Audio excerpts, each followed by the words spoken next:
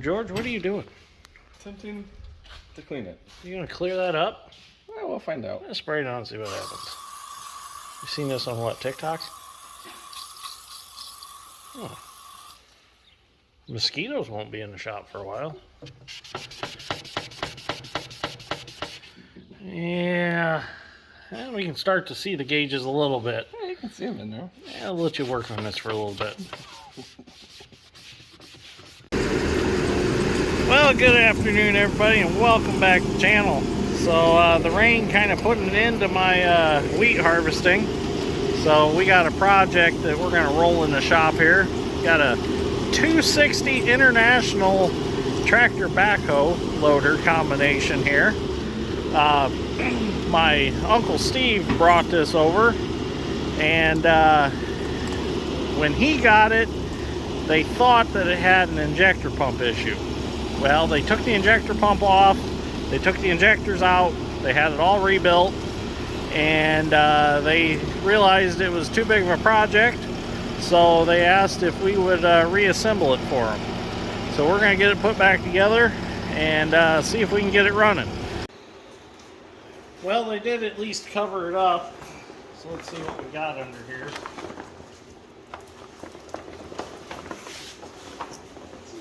It's always interesting to get into somebody else's project because we didn't tear it apart, so we don't know what to expect. But it was all covered up, as you can see, so that's a good thing. So we'll get the rest of that dug out of there and see what we got. So this is basically a basket case situation, or actually in this case it's a galvanized bucket situation is what we got the parts in. So we do have the injector pump here fully rebuilt. This is a 4-cylinder diesel. I'm not sure what the numbers are on this engine. It's an international diesel of some sort. We've got the injector pump, and then we've got 4 rebuilt injectors ready to go back in. But we're digging through the bucket and we are missing one of the injector hold down retainers. So we're going to have to come up with one of those, or that injector is going to pop right back out of the hole when we start it. So we'll have to find that. So I did a little research on this tractor, just out of curiosity, and it was built between 1978 and 1982 is when International built these. This is the 260A. The engine is a D239 International diesel 4-cylinder. They sold for about $38,000 originally. And actually they were bought as an industrial tractor and the backhoe was an option. So they would have came with just the tractor and the loader, and then you would have to buy the backhoe separate. So it is 74 horse at 2400 RPM, and supposedly with the backhoe it weighs 12,000 pounds as it sits right here. Without the backhoe it was around 9,800 pounds or somewhere in there. So just a few fun facts about it. And I hadn't got these facts until a little bit ago because it actually just showed up last night. So it kind of worked out perfect that it rained. And what do you got there? You got some bush? Is that poison ivy? If it is, I'm in trouble. Yeah, you're in trouble if that was poison ivy. It looked like too big of leaves for that.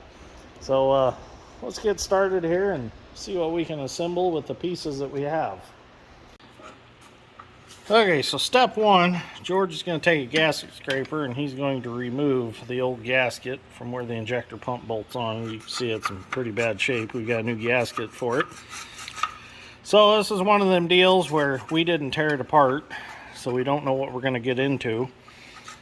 The proper way to tear this apart would be to get the engine on top dead center with all the timing marks lined up and then pull the pump off. But that apparently was not done before it was tore apart. So now what we're going to do is we're going to line the keyway up with the keyway groove, well, the keyway in the gear, and we're going to reinstall the pump into the gear and see what happens. Well, we're getting ready to put this pump back on, and you can see somebody got kind of handy with a chisel down in there trying to pop this pump out of that gear. and they've chewed that front cover all up, so I'm gonna have to silicone that really good. If not, this is gonna leak. So we're gonna put a new gasket in, we'll silicone it, and we'll see what happens. Hopefully it don't leak, but if they would just pulled the gear off the proper way from the front side, that would have never happened. So after I got done cleaning that up, I realized that this hole was all caved in from them sticking the chisel in there and beating the devil out of it trying to pull that pump off of that gear. So I ended up pulling the injector lines out of here. I had to take the filter base all out so I could get in here and work. And I got it a lot better than it was. I mean, it was about 1/8 of an inch right there at the bottom pushed in. So what I done was, I still need to work it a little because this side is a little still in. Just took a bar down in here like so and gently pried against the gear against the front case and worked that back out. I mean, it's not perfect, but it's a lot better than it was. So, and then I realized this stud, after I threaded it back in, it's stripped. So I'm gonna have to do something with that. I'm thinking what I can do is, since the holes in that pump are slotted slightly, I can get a good tack weld here and a good tack weld on the bottom there and hold that stud in. So we'll see what I can do with it. I just hate fixing stuff that somebody else already tore apart before me, because if you don't tear it apart correctly, you can't put it back together correctly.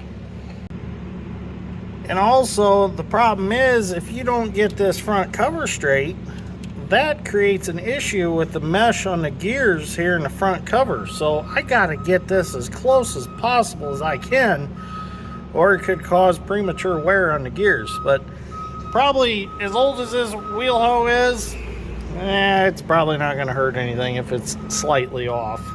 So we don't even know if it runs yet. We'll see what happens. So let me work that hole a little bit more and clean it up a little bit and see if we can get that pump bolted in there.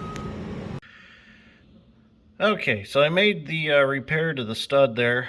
I actually drilled above it through the cover and welded it into the cover.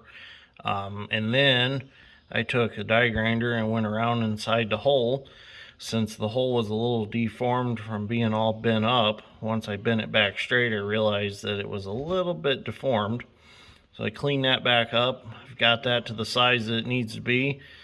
And then I made a little bit of a cut on the pump where it can allow that weld to go in and still be able to be turned.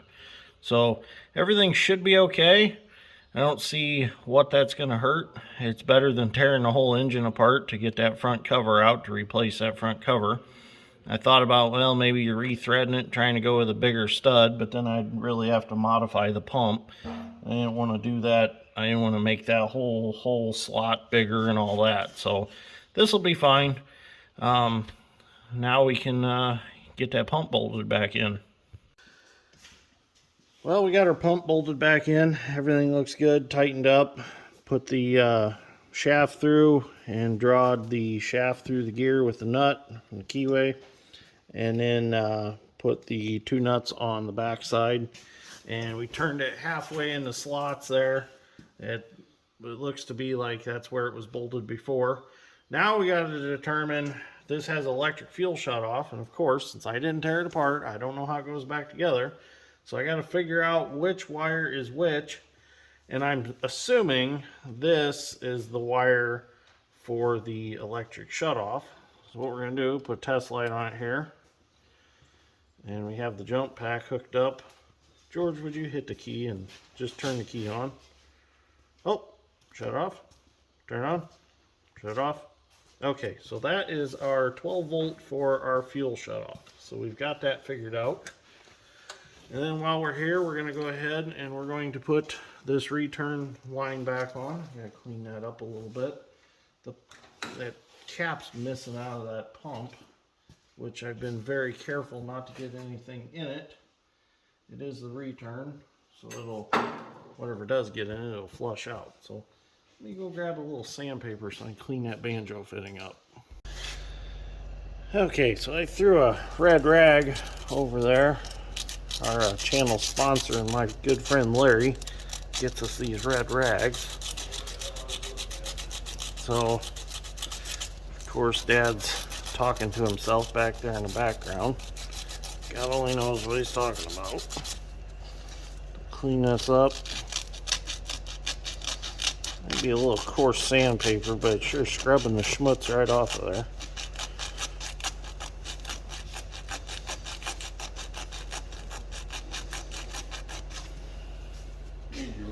So we can clean that up. Get a little air in here and blow this out. Oh.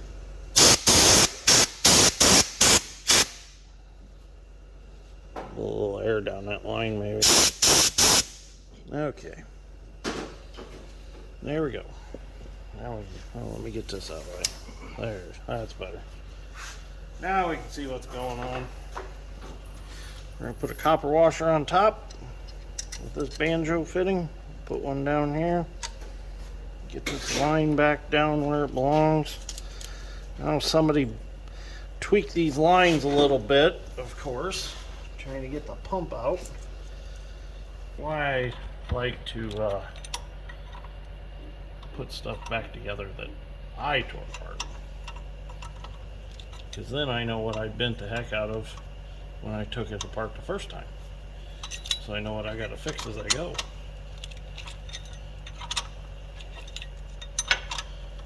I don't know what we're going to name this video. Maybe the basket case backhoe. We still got the basket case John Deere A that we need to work on. I think that's going to be a this winter project. I was hoping to do it in my new shop, but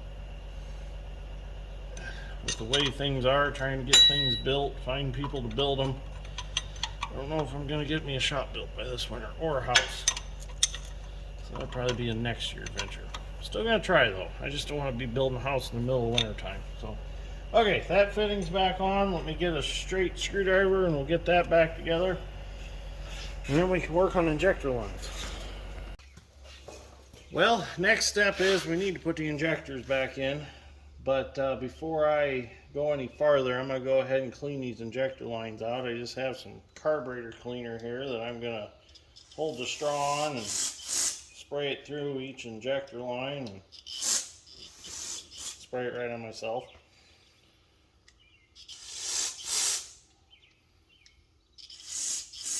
Okay, so we know those are dirt free. So now we'll work on putting the injectors back in. We're going to have to run to the Bates Corporation and get a hold down for the one injector since we're missing one. So we can put in what we've got and till we get to that point. I also got to go pick up my bale stacking wagon today at some point. So there'll be a few interruptions throughout the day on this project. Well, before we go any farther, we're going to roll the engine over because I stuck some wire down in the cylinders and it looks like there is some automatic transmission fluid or something in there. And we want to get all that evacuated before we put the injectors in. So let's see if it'll turn over. We got jump pack hooked up over on the other side. Oh yeah. Ugh. That's some nasty stuff, isn't it, George? Yeah.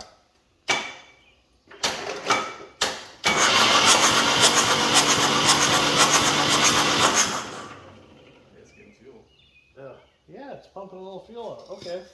So, get that stuff out of there and I think we can continue. Okay, so George is going to go ahead and he's going to blow all the bolt holes out. We sprayed some brake cleaner down in there. He's going to blow them out so we can get our bolts back in.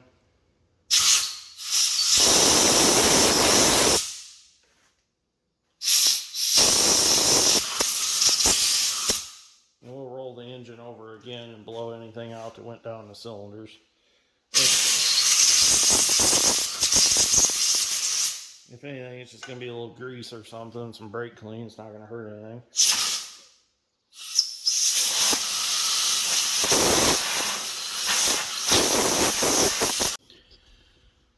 Okay, so I waited till I got to the third injector to start videoing these because you can't really see very good up there because of this plate in the way. So what I've had to do is take this thread cleaner and clean these holes. This one's not too bad. Tighten it up a little bit because these holes are fairly nasty from being tore apart for a while. I would have threaded the bolts back in. That way, if it was going to sit for a while, it would have stayed clean. So, got that hole clean. Grab us an injector here. Get number 3 for number 3 hole. Get a little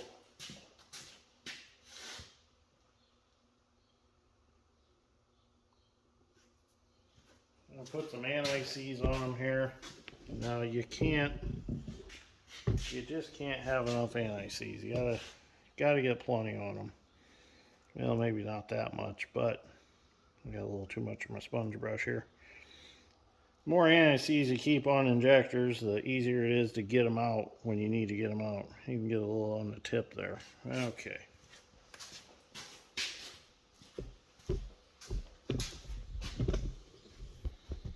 Now we'll get that fitting the way we need it. We'll go ahead and we'll drop it down in the hole. I will get my bolt and oh, gotta grab my hold down.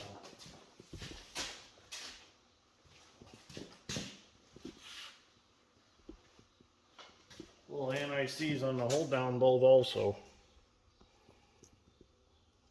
Gotta get that return fitting just right. Get the hold down under there. I suppose you could call them retainers. But look how nice that bolt went down in there. We'll go ahead and we'll just snug them up.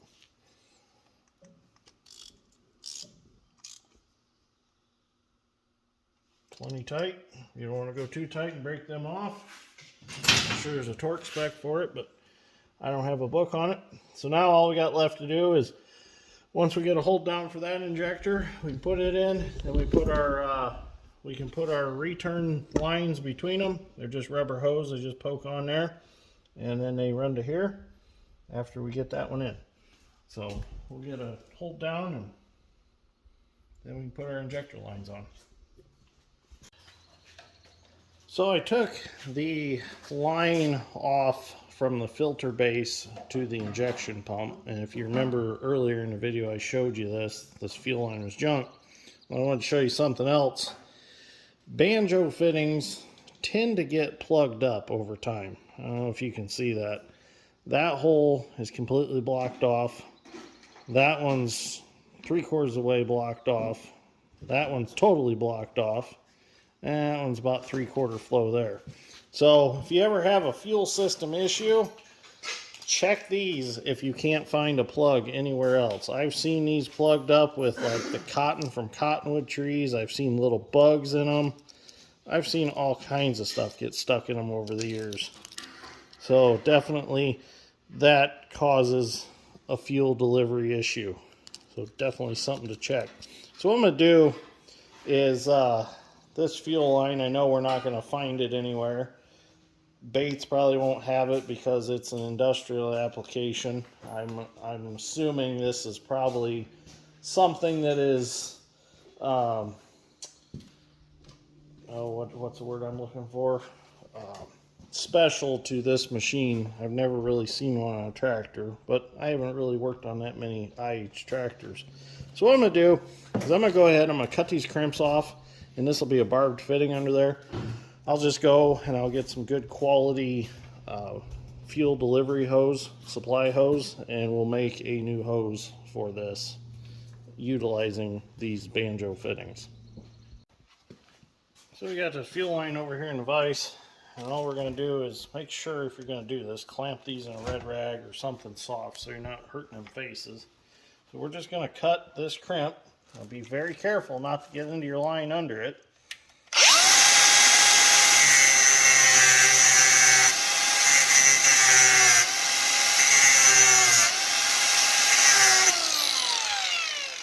We'll just want to get you a nice relief cut there.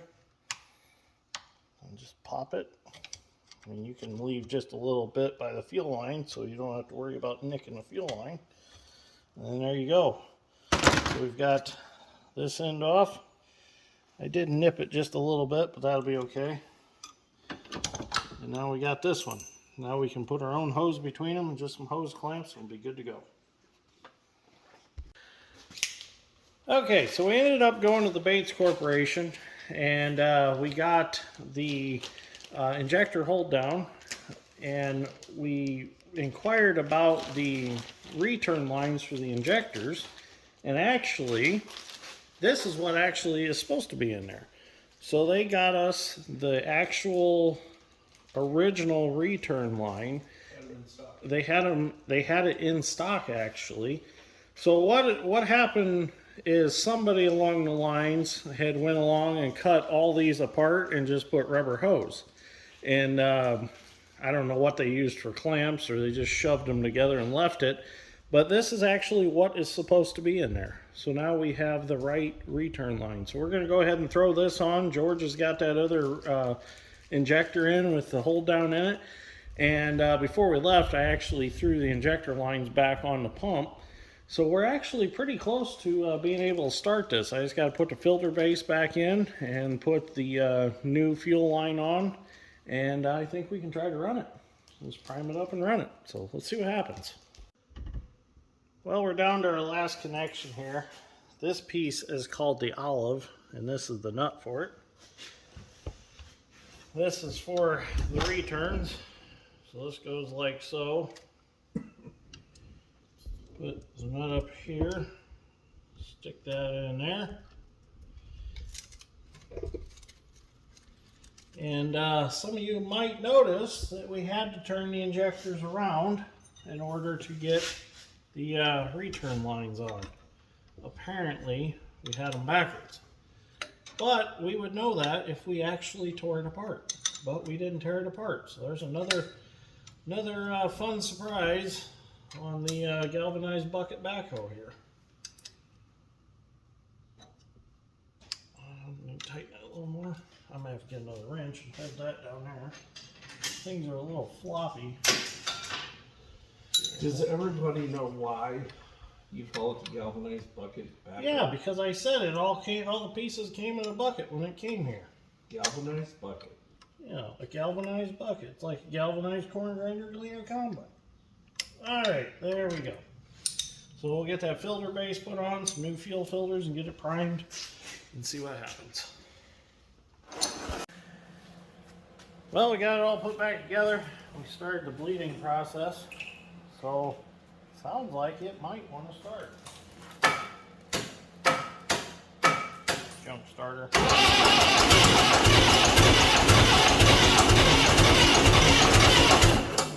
Break that loose, George. I can't reach it.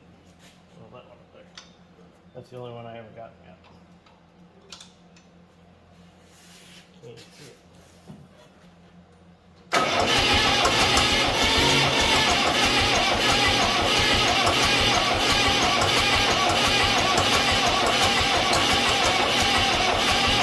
Open it up a little more.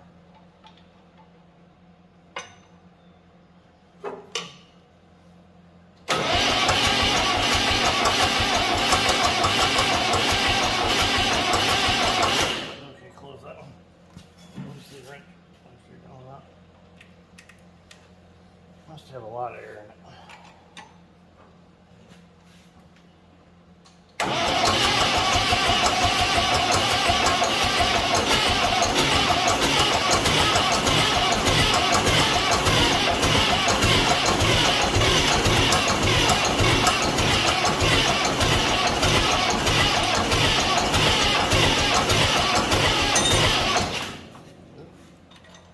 Let's try and do something.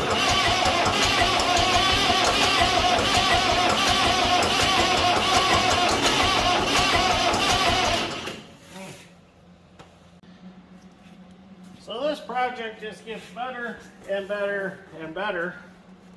We started turning it over some more and started sounding a little funny. Well, Like that sounds like valves aren't closing on the intake side. Look down in the intake, and there are some sort of nuts down in here.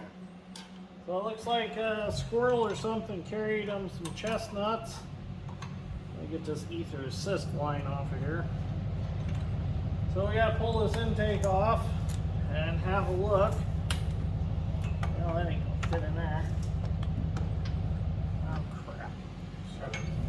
Yeah, I have to get a ratchet. Get the rest of these off though. Oh, I gotta get that bracket off. The cylinder is right in the way for this loader. This thing has been an absolute pain to work on. Ready for it to be out of my shop. And everybody keeps coming in and making noise. I'm trying to make videos.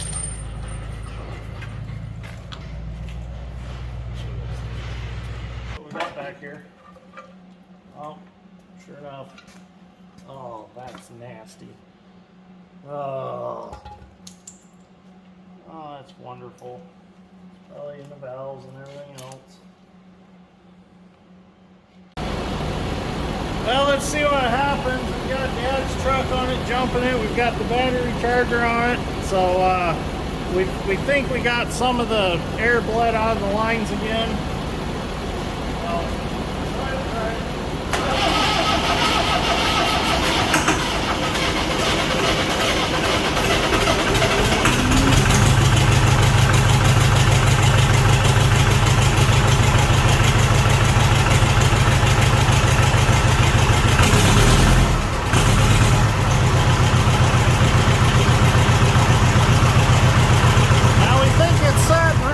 Sat for 20 years, so it's gonna smoke a little bit.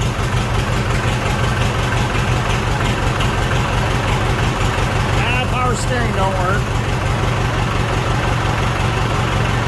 Oh, tires are turning.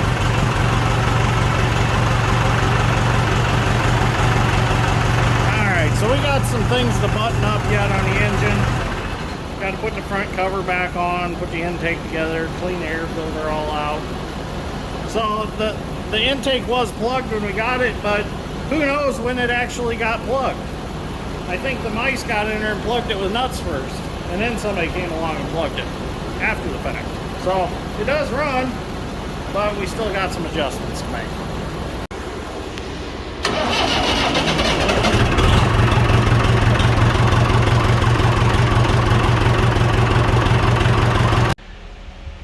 Well, it's ready to go out the door. Now, we're not going to put the hood on it or anything because we don't have any of the fasteners for that stuff. So my Uncle Steve's going to put all that back on.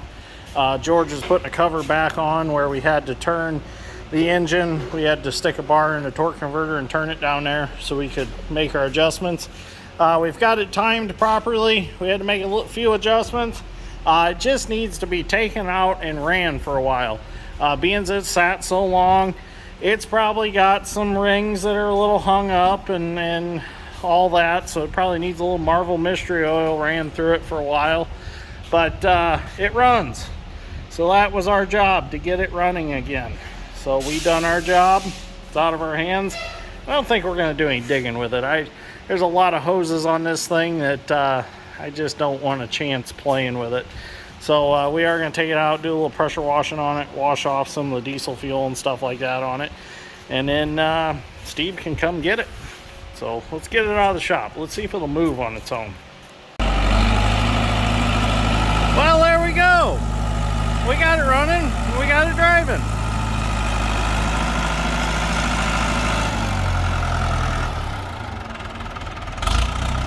The linkages are just really stiff on it.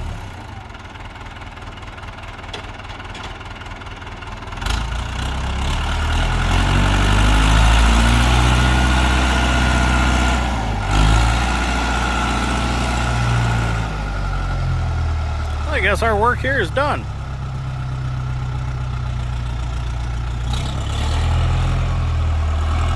I think Dad looks good on it. I think he needs to trade a 270 in on it. Let's put him on a backhoe instead of an excavator.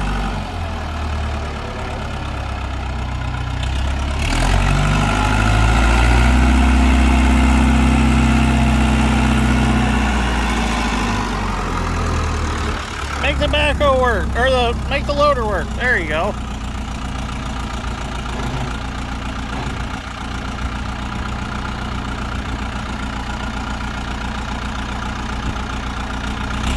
Stiff linkage. I have a pair of vice grips clamped on there. And we're leaking some fluids out the backhoe, out the bottom. I think the swing needs resealed on the backhoe there. And we got some blow by.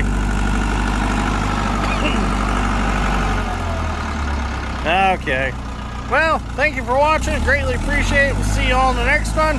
And if you enjoyed this, go ahead and hit that like button. I'd appreciate that too. Thanks for watching. I thought there for a little while we were going to have to smash it up with the 220 and take it to the scrapyard.